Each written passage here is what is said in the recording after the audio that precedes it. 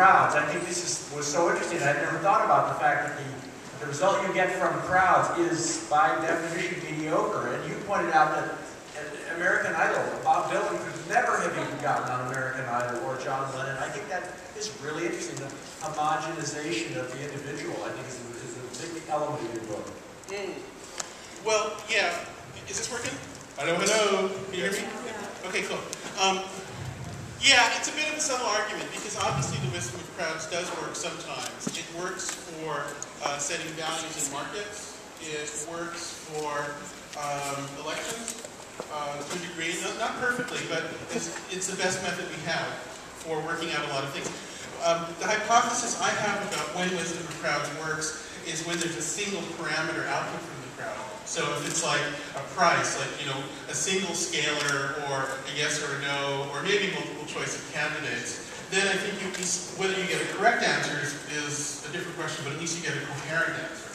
If you ask a crowd to actually invent something, to perform something creatively, I see no evidence that it happens. And the examples that are usually brought up, like Linux and Wikipedia, just bug me a lot. One of the things I say in the book is, if in like 30 years ago when I was taught, I've changed my mind. I used to believe in this stuff. And if I'd been given one of these rants back then, I said, in 30 years when computers are millions of times more powerful, which will happen, and it did happen, the big prize we'll get is a new encyclopedia and a new Unix release.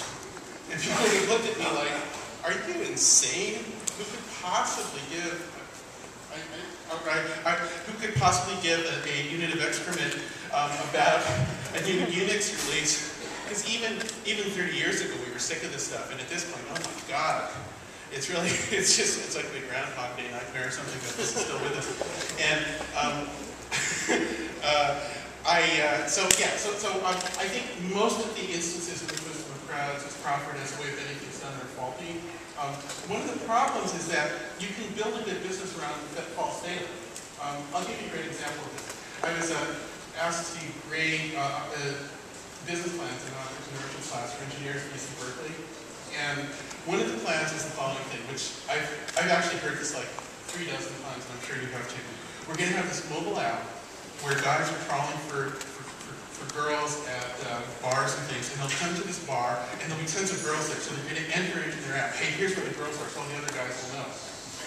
And I thought, that's a terrible. And I thought, this has got to be the stupidest business plan on earth. And then I asked them the question. I said, will this data ever actually be useful, or will the whole thing be driven just by false hope? And they said, oh, false hope. And I gave them an A. Okay. Because as soon as they understood that they could have a business on crap data, then I realized actually what they were doing. I want to say something about wisdom of crap. I think, and again, I'm not being political, but I think that part of Obama's problem is that he is trying to centralize power, okay, in an era of decentralization. Okay, and for instance, you know, again, the average person can go on Google, and whether they get misinformed on Wikipedia or whatever, but they have a hell of a lot more access to information than obviously we did when we were kids, and there were only 3 television stations with an hour of news. Okay, so in those days we relied on the Republican Party and the Democratic Party because they had information that we didn't have, and so we picked, you know, either shirts or skins or whatever, and then, you know, you let life happen. Well, those days are over, okay? And the problem, I think, is not only, you know, and I think, you know, the president's a good-willed person. He's living just in an era that is beyond him now, and he's trying to solve every problem in a centralized way. And I think part of that problem is a feeling that the average American is stupid. Now, I know what a lot of you are thinking is that the average American is stupid. I don't believe that, and I think that the average American is getting more, you know, because they have more access to power. They need people in white coats that are doctors or whatever. They're just going to question authority, and what we're seeing statistically is the rise of the independent class. Independents are going up. Does that make sense? Or well, I don't see this as nature decentralization. I see it as phony.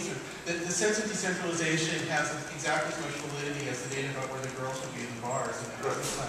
Because the thing is, So we think that we're smarter and more powerful than we're actually. No, we think that we're more decentralized, but we're not.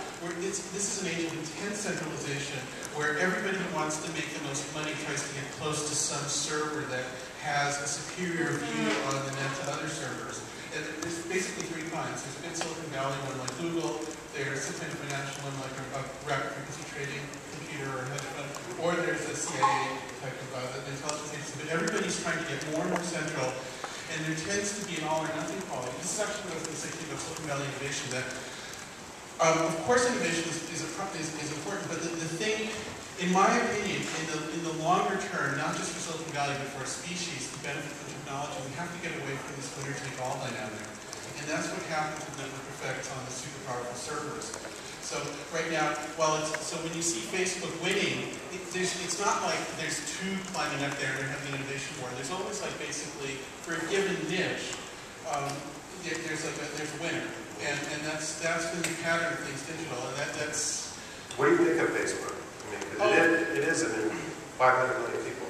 Yeah. They spend 500 billion minutes. Yeah, well, I mean, the problem with Facebook is it's not a business yet. I mean, if you look at the view graph you should look at is profitability from start of Google versus Facebook, and in particular, from the day that Sergey thought of the business plan for Google versus Facebook. And then from the time that Sergey figured out how they could make money, and Facebook is like, I mean, I know $1 billion a year or something, but it's really not a lot for 500 million users. And so the thing about Facebook that's really unfortunate is that it's not quite a business yet. It's still sort of a startup searching for its business plan. It just like on a big scale. How about as a social phenomenon? Oh, it's a social phenomenon. Do you think it's good for culture or bad for culture? The way I see it, my judgment of it, for what it's worth, is different for different age groups. So for people who are old enough to have a life, that they already have like a job and kids, and they have old friends to connect with, Facebook, I think, is a pretty pleasant experience for them overall because there's something they can mine that's there.